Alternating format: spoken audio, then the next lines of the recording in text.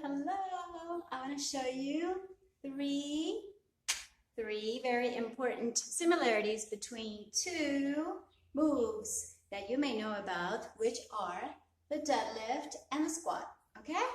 This is a rehearsal kind of, probably for my Patreon sponsors that I love so much. You guys are awesome. And here are my weights. But before actually picking up the weights, I recommend doing it with your own body weight. So number one, they're both functional. Why? Because in real life, we do have to bend over to pick up things, even if it's our plates, even if it's our babies to pick up the groceries, okay? So it's very, very important to be able to bend down, okay? Same thing with a squat. It's functional for daily life because we want to squat and maybe clean the windows when it's my turn to clean the windows. I try to delegate all that. Yeah, I do lots of dishes today. Anyway, maybe to pick up the weights that I have right here. I actually did a squat. Okay, we could do a squat and a deadlift in combination. And I usually like to actually squat down in general because it just feels good. And most of the time that I'm on the phone, I have my glasses on unless I'm outside and I have more light, and I actually like to squat and be in a squat. I'll show you here on this bench so you get an idea of what I mean. Like this. I am usually either like this, or more comfortably like that with a phone. So this would be a typical way for me to sit, okay, in this squat. All right, so squats and deadlifts also have number two thing in common is that you have to use your core, okay? You have to lengthen from your center. Center includes all abs, abdominis, rectus abdominis, obliques, internal and external. It includes the rector spinae. It includes your pelvic floor. It includes so much more than just your abs as such. Transversus abdominis, and sometimes serratus is also involved, okay, like when you pull. Anyway, right now I'm showing you how I use the core.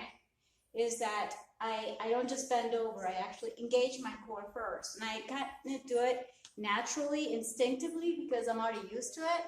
But you can also start being more mindful of using this.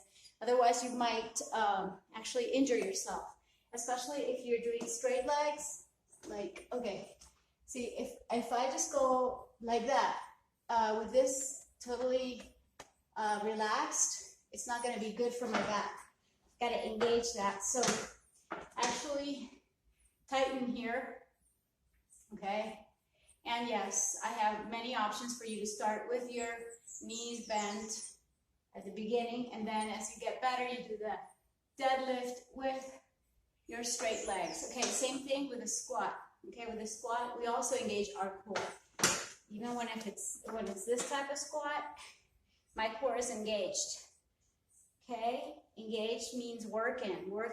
Actually, being proactive, even if it's something that, all kinds of squats, including these, and yes, the typical squat at the gym with a bar. Whatever you use as props is, again, after you actually know how to control your own body. And number three is very simple, but sometimes we forget, is to actually have our back straight. I see many trainers correcting others and even themselves, and they do a pretty good squat on the bar, or on those special places where you can actually keep your back straight. Well, that's it, back straight, okay? Sometimes I forget the names, especially because I haven't gone to a gym in quite a long time. But I'm talking about the hack squat, okay? And other machines, like the Smith machine, that works really well so that you can keep a perfect back and you don't have to bend over. So straight back works for this. Even if you're bending your legs, your back has to be straight and aligned, okay? Same thing with a squat, okay? So back straight is the third thing that they have in common. All right, you got it.